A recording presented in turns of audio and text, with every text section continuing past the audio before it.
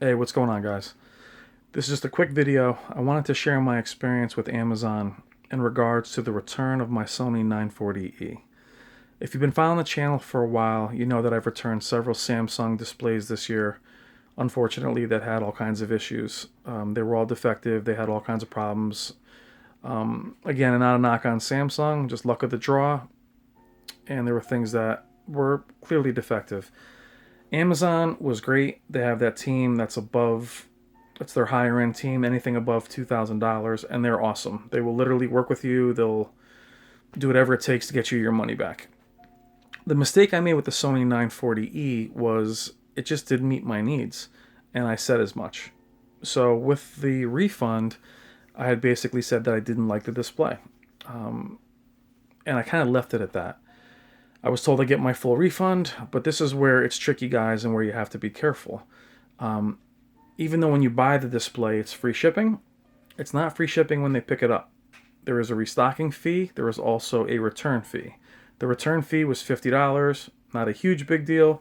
The shipping, $500. Restocking fee, $500. So they basically say they can't sell the TV as new, obviously because I sent it back. But this is where it's tricky, guys, is if you're not happy with a display, if you're spending thousands of dollars on something and you just don't like it, send it back. And my advice to you is just change your verbiage slightly. Don't tell them the TV's defective, but be a little bit more expressive on what is it you don't like. If there is vertical banding, which I'm telling you all these TVs have, say that. The slow pixel response, motion blur. These are things that I knew kind of going in, but I didn't know if I'd be sensitive to it. But I wasn't going to live with it. And I sure as hell wasn't going to eat over $1,000. So I called Amazon and was told flat out that is our restocking fee, that is our policy, it is in black and white. And I almost hung up and just took it. This is what we have to kind of, what I want to try to help you guys with is stand by your guns. You don't have to be a jerk. You don't have to yell or, go crazy, but just tell them that that's not acceptable. Chances are, if you're like me, you spend quite a bit of money on Amazon and they'll work on it for you. So after 20 minutes of explaining my situation, they came back and said that they would give me back $500. And I actually almost took that.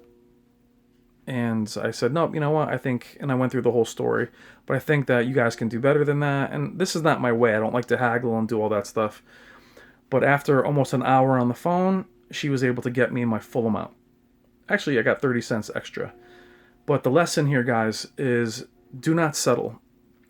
You buy these displays. Obviously, if you're watching videos like mine, you've researched it. You're poring over these TVs. You're pitching it to your husband. You're pitching it to your wife. Can I get this? You get it home and it doesn't do what it's supposed to, or, you're a gamer and there's a lot of motion blur, you can't just live with it. So you can return them, but just be wary of restocking fees, things of that nature.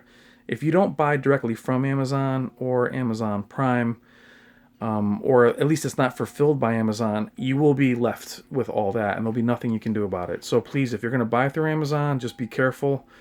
Make sure it's covered by Amazon, their A to Z warranty, and make sure it's fulfilled by Amazon. So that's my video, guys. Just, only advice I can give you is just do not settle and stand by your guns. They're going to tell you initially that there's nothing they can do. Don't go nuts. Just be firm. They'll work on it for you. The Amazon team is there to try and fight for you. You might spend an hour, but today I spent almost an hour and got back my full amount, which was over, I think it ended up being about $1,200. So I want to share that experience with you guys and just be very careful in purchasing these displays. Don't go with some shady place that's going to sell you a Sony Z for $600. Just be careful where you buy them, because when these things have problems, there's really nothing you can do about it. And fight for it. Do not settle.